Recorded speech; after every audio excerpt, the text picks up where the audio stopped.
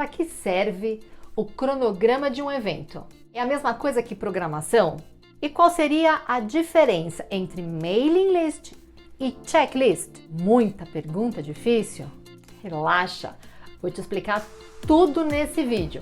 Mas antes, se inscreve aqui no canal.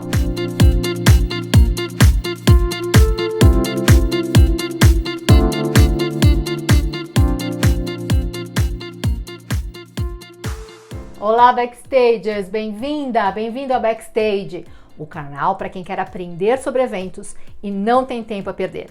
No vídeo de hoje, nós vamos falar sobre as principais ferramentas de apoio ao planejamento de eventos. E elas são fundamentais para garantir que você faça eventos de sucesso. A primeira delas que eu quero falar é o checklist. Talvez a mais básica, a mais comum, a mais conhecida de todas elas. Numa tradução livre e literal, é como se a gente conhecesse como uma lista de checagem das atividades ou das providências do evento. Vou dar uma dica aqui para vocês. Tudo tem que ser anotado. Nunca confie na sua memória. Porque em eventos a gente começa às vezes a planejar com meses de antecedência. Imagine, por exemplo, se você vai lembrar de alguma coisa que você planejou há 6 meses atrás. Então, tudo tem que estar anotado. Além disso, quando você consolida numa única ferramenta, todos os envolvidos vão ter acesso a ela e facilita muito a comunicação da sua equipe. E outra coisa muito importante, quando você monta o seu checklist, você começa a planejar o evento, porque como você tem que listar as atividades, você já começa a refletir sobre tudo que o evento vai precisar, entendeu? Em alguns eventos, é impossível você ter um único checklist para o evento como um todo, porque às vezes o evento ele é muito grande, ele é muito complexo e o checklist ficaria uma lista imensa. Então o que a gente faz? A gente constrói checklists departamentais ou setoriais, ou seja, um para cada uma das principais áreas do evento. Então você vai ter um para alimentos e bebidas, o outro para segurança, um terceiro para som e iluminação e assim por diante. Mas o organizador vai precisar ter a visão consolidada de todas essas atividades. Então ele vai montar depois um checklist único para controle dele, ok? Importante dizer também que não existe um modelo único de checklist que sirva para todos os eventos. Por isso que às vezes cada organizador acaba desenvolvendo ou adaptando para cada realidade, para cada evento. Mas de maneira geral, a gente pode dizer que ele é composto de 4 colunas básicas. A primeira coluna, onde nós vamos listar efetivamente todas as atividades ou pendências do evento. Numa segunda coluna, a gente coloca quais são os responsáveis, os departamentos, as pessoas responsáveis para realizar cada uma daquelas atividades.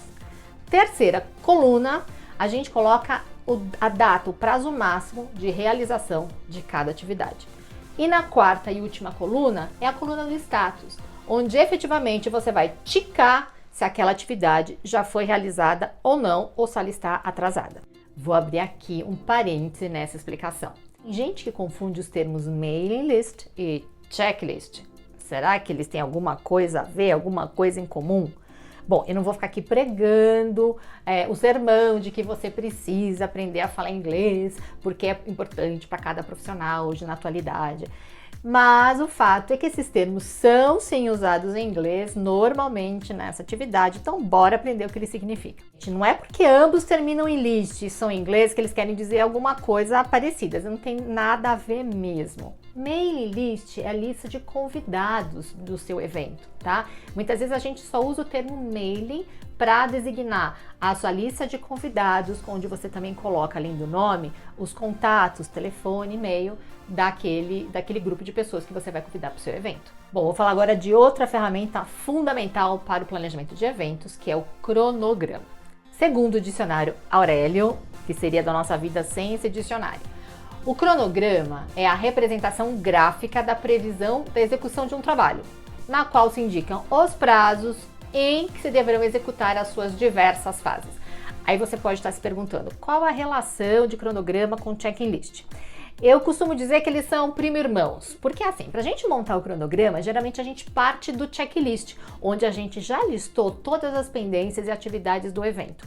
Só que no cronograma, essas atividades são colocadas em ordem cronológica, porque a lógica é que a gente execute cada uma das atividades numa determinada sequência.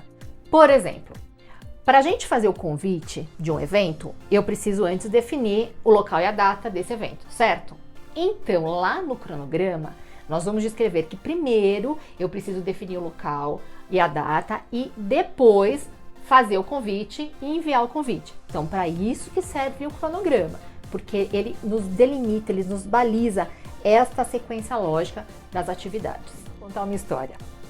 Uma vez eu recebi o briefing de um cliente que queria fazer o lançamento de um produto, assim, num prazo fictício, com uma estrutura super complexa, um orçamento absolutamente enxuto.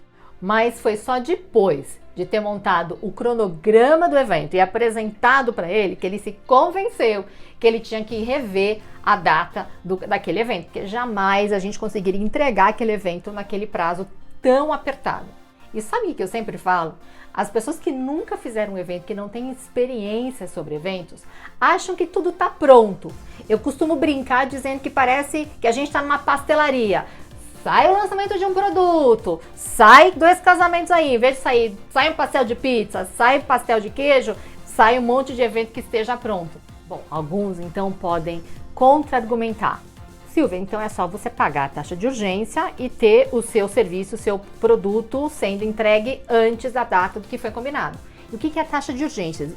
Taxa de urgência é quando você paga cerca, sei lá, de 30%, 40% de acréscimo do valor daquele serviço para que o fornecedor entregue o seu produto na frente, né, de outra entrega, de outro cliente, de outro serviço. Uma floricultura, por exemplo, o que ela vai ter que fazer para ela colocar o teu pedido na frente de outros? Ela vai ter que colocar provavelmente gente trabalhando com horário extra, mais pessoas trabalhando, o que acaba justificando aquela cobrança extra que ela fez seu evento para o seu serviço.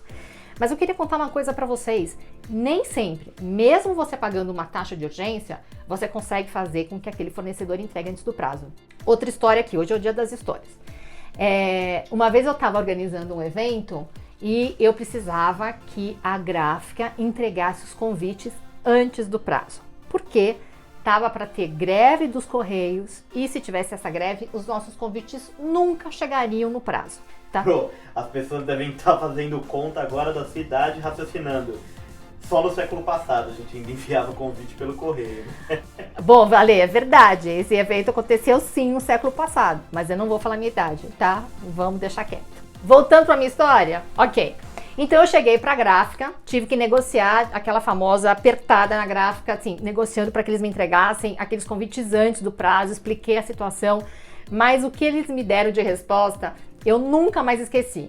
Eles falaram assim: Silvia, por mais que eu coloque uma arma na cabeça do técnico e façam com que ele apresse o teu convite, o papel ele tem um tempo de secagem e ele não vai ficar pronto, vai estragar o seu convite. Ou seja, existem algumas questões técnicas que nem a taxa de urgência resolvem. Então, não tem o que fazer. Você tem que ter paciência e tem que saber negociar com os seus fornecedores. E eu posso falar ainda, sem medo de errar, que a montagem e o acompanhamento do cronograma, eles são fundamentais para garantir o sucesso de um evento. E mais, quando a gente negocia os prazos com os fornecedores de forma justa, de forma clara, inclusive as cobranças, elas acabam acontecendo de forma muito mais natural. Agora vamos falar de programação. É uma outra ferramenta extremamente útil e importante em eventos. É importante dizer que tem gente que confunde programação com cronograma. Tem gente, inclusive, que usa como termos sinônimos, mas não tem nada a ver. A programação, gente, é a listagem das atividades de um evento, você colocando a hora de realização de cada uma delas. Então, é muito comum que a gente use programação, por exemplo, num congresso, um congresso médico, quando você tem vários dias de duração, várias salas simultâneas, com uma programação específica para cada uma das salas. Ou então, num show, num grande festival de música, onde você tenha, por exemplo, diferentes palcos naquele evento, e em cada palco com a sua programação específica. Entendeu então a diferença de programação e cronograma? Mas eu queria muito ouvir as tuas histórias. Eu quero saber dos eventos que você já organizou e também se usa algum outro modelo de checklist de cronograma, ok? Lembra dos 3 Cs. É verdade. 3 Cs. Curta, comente, compartilhe. Um beijo, muito obrigada e até o próximo vídeo.